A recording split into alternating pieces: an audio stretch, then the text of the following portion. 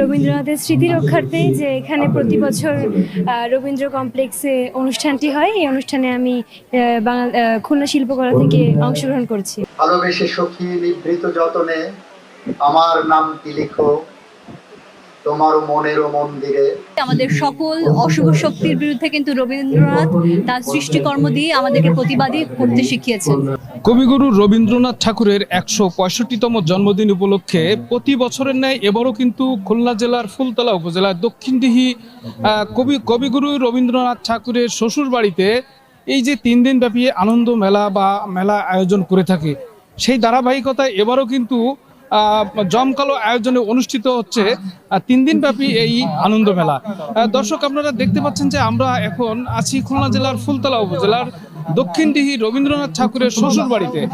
এখানে কিন্তু 3 দিন ব্যাপী যে অনুষ্ঠানটি আয়োজন করেছে খুলনা জেলা প্রশাসক কর্তৃক আয়োজিত 3 দিন ব্যাপী মেলায় কিন্তু দেশের বিভিন্ন প্রান্ত থেকে বিভিন্ন কবি অনুরাগী এবং বিভিন্ন ধরনের সেই রবীন্দ্র অনুরাগীরা কিন্তু দেশের বিভিন্ন প্রান্ত থেকে ছুটে এসেছে।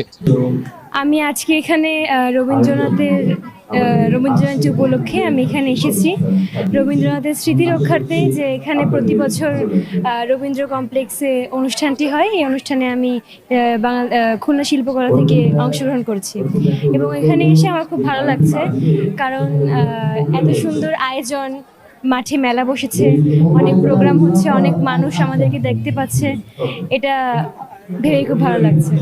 আমরা চাই এই অনুষ্ঠান যাতে প্রতি বছর এভাবে চলমান থাকে। রবীন্দ্রনাথ আসলে সবসময় প্রাসঙ্গিক। আমরা যুগে যুগে কালে কালে দেখেছি আমাদের সকল অশুভ শক্তির বিরুদ্ধে কিন্তু রবীন্দ্রনাথ তার সৃষ্টিকর্ম দিয়ে আমাদেরকে প্রতিবাদী করতে শিখিয়েছেন। আমার কাছে মনে হয় যে এই যে হিংসায় উন্মত্ত পৃথিবী সারা বিশ্ব জুড়ে যে একটা যুদ্ধ চলছে, সেখানেও রবীন্দ্রনাথ আছেন শান্তির বার্তা নিয়ে।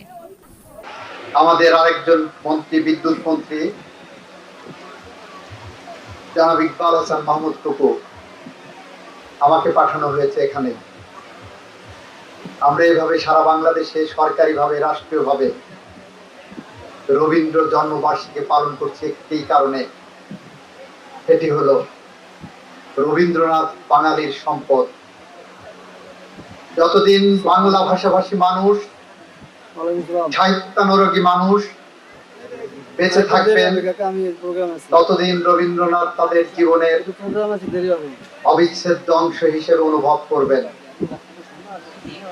এ কারণে আমরা বাংলাদেশে উন্নয়নের সাথে, বাংলাদেশে ভবিষ্যতের সাথে, গণতন্ত্রের সাথে, আইনের শাসনের সাথে বাংলাদেশের সাংস্কৃতিক অঙ্গনকে, সাহিত্যকে মানুষের দোরগোড়ায় পৌঁছতে চাই বলে রবীন্দ্রনাথকে নিয়ে আমরা বারবার ফিরে আসি এবং রবীন্দ্রনাথ এবং নজরুলের মধ্যে এই বাংলাদেশের মানুষের ভালো থাকা এবং শান্তির পথ খুঁজি।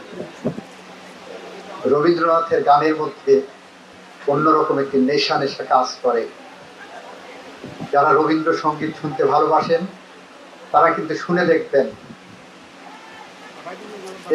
যখন ভালোবেসে সখী নিভৃত যতনে আমার নামটি লিখো তোমার মনের মন্দিরে, যখন শিল্পীরা গান, তখন মনে হয় যে এই গানটা আমার জন্যই রচিত হয়েছিল।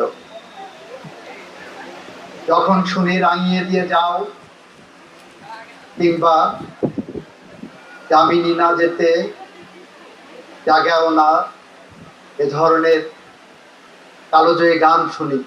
খুলনা বিশ্বকবি রবীন্দ্রনাথ ঠাকুরের স্মৃতিধন্য।